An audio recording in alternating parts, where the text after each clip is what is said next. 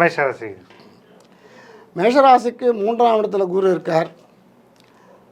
லாபஸ்தானத்தை பார்க்குறார். மேஷராசிக்கு லாபஸ்தானத்தை பார்க்குறார். 7, 9, 11 9ஆம் வீட்டை பார்க்குறாரு. 7ஆம் இடத்தையும் பார்க்குறாரு. 9ஆம் வீட்டையும் பார்க்குறாரு. 7ஆம் வீட்டையும் பார்க்குறாரு. 11ஆம் இடத்தையும். இது வந்து பொதுவாக மேஷராசிக்காரங்களுக்கு இது யோகமான காலம் இந்த குரு பெயர்ச்சி. மேஷராசிக்காரர்கள் இந்த குரு பெயர்ச்சியை வந்து முன்கோபத்தை தவிர்த்து மற்றவங்களுக்கு ஒரு நல்ல, அதாவது வந்து இந்த மேஷராசிக்காரர்களாம் மிகவும் முன்கோபிகள்.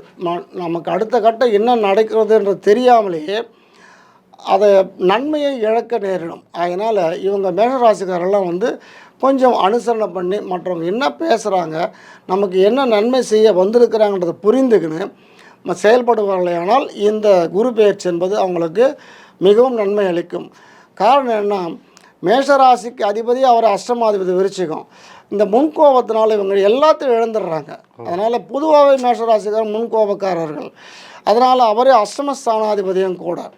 அதனால் இவங்க என்ன பண்ணுவாங்கன்னா கோபப்பட்டு எல்லாத்தையும் இழக்கிறாங்க. ஆனால் இந்த குரு பெயர்ச்சி 3ஆம் இடத்துல வீரம், விவேகம், தைரியம், போகம் சொல்லக்கூடிய 3ஆம் இடத்துல குரு வந்திருக்கிறதுனால, இயற்கையிலேயே 9ஆம் வீட்டை குரு பார்க்கறதுனால இயற்கையிலே உங்களுக்கு எல்லாமே நன்மை நடக்குது.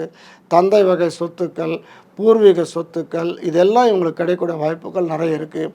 இது எல்லாத்தை விட சுயமாக தான் சம்பாதித்து சிறப்பாக நிலைநிறுத்தக்கூடிய ஒரு காலம் இந்த.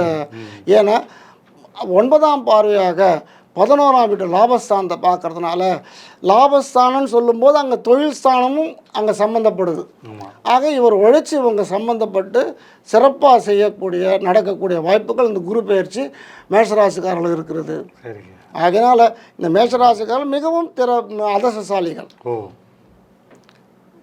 அதனால் இந்த ஒரு வருஷ காலம் இவங்க சிறப்பாக இருக்கலாம். இன்னொரு விஷயம்னா, மேஷராசிக்கு 12இல் சனி இருக்கிறார். இது ஒரு விதமாக மாபெரும் தவறு. அதனால் இத்தனையும் குரு பகவான் கொடுத்தாலும் சனீஸ்வர பகவான் தன்னுடைய 2ஆம் வீட்டை பார்க்கறதுனால குடும்பத்தில் சில குழப்பங்கள் இது ஏற்படவே செய்யும். இதை ஜாக்கிரதையாக இருக்க வேண்டும். 2வது, மேஷராசிக்காரங்களுக்கு 12இல் சனி இருக்கிறதுனால இடது கண் இவங்களுக்கு பாதிக்கப்படக்கூடிய வாய்ப்புகள் உண்டு. அதில் மிகவும் கவனம் செலுத்தணும். அதனால் இந்த கும்பராசிக்காரர்களும் மேஷராசிக்காரர்களும் மிகவும் கண் விஷயத்தில் ரொம்ப கேர்ஃபுல்லாக இருக்கணும். ஆமாம்.